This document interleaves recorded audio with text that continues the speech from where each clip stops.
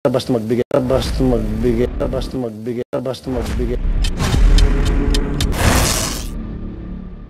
Okay, kasi kung pinakawalan natin, again, meron na naman magtataas na mga kilay dito at magdududa, kaya pinakawalan dahil Pilipino to Pilipino, pwede naman mag-usap ng maayos sa magagandang lugar at pwede mag-usap-usap. Yun nga, sir, dapat hindi nyo pinapakawalan. Inibistigahan nyo. Kasi ito mga Pilipino ito yung mga kasabwat. For all we know, ito pa nga yun talaga mga matataas ang ranggo sa mga illegal pogo operations.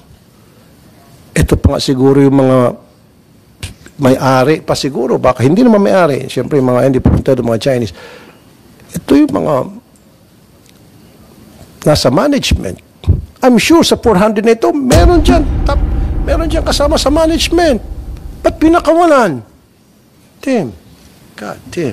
Your Honor, doon po sa last operation po na may mga Filipino. Ang masama, sorry, ma-interrupt pa. Ang masama, baka binigyan pa ng ayuda. May kasama yung DSWD? Hindi po, Your Honor. Okay, so walang ayuda. Hindi po ako aware, Your Honor. Okay, hindi. Kasi sa mga nakaraan, Mr. Chair, sa mga tapos ng raid, and then darating yung DSWD, pinagpipila yung mga Pilipino, kawawa naman mga ito, ayuda pa uwi sa probinsya, parang nakakainit ng ulo. And I don't want to hear that anymore. Na parang ginago na tayo, gagaguhin pa tayo ng 32,000 ayuda from DSWD. Sana anak ng dagat. 30,000 ayuda from DSWD. Okay guys pansinin nyo dito sa video na ito. Binalibag ni, uminit yung ulo ni Senator Raffy Tulfo dito. Binalibag niya yung papel. Dito start a business doon sa mga nahuling pogo. Panoorin. Okay, sorry. Mali ito. Mali. Huwag kang basta magbigay ng information. Alanganin. Saka pa.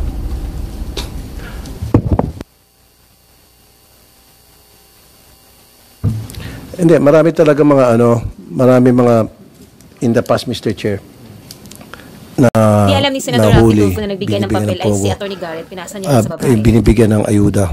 So anyway, NBI, so direct firing doon sa 400 ng mga Pilipinos. Ang tanong ko lang, nung in-interview nyo sila, ano raw po yung mga trabaho nila doon sa Pogo? Ilan po sila? 400 Pilipinos? Kanyo? Anong trabaho doon ng 400 Pilipinos doon? Just for clarification, Your Honor, doon po sa last operation, we filed cases po doon sa mga managers, supervisors, team leaders ng kada offices.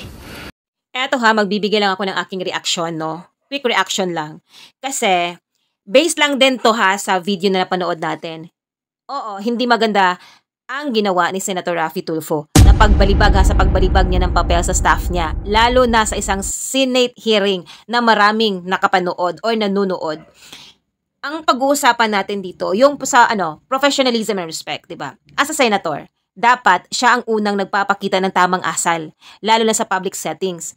Kahit frustrated siya, mas okay yung idadaan niya sa mahinahong pagsasalita instead of showing or throwing something which can be seen as a sign of disrespect, 'di ba? Ikaw ay isang public image and you have a responsibility, 'di ba? Public official ka, kaya bawat action mo may epekto talaga yan sa perception ng tao, sa kanya, diba? At sa Senado mismo. If a leader shows temper or impatience, it sets a bad example. Yung impact naman sa staff, syempre, nakakahiya sa staff niya.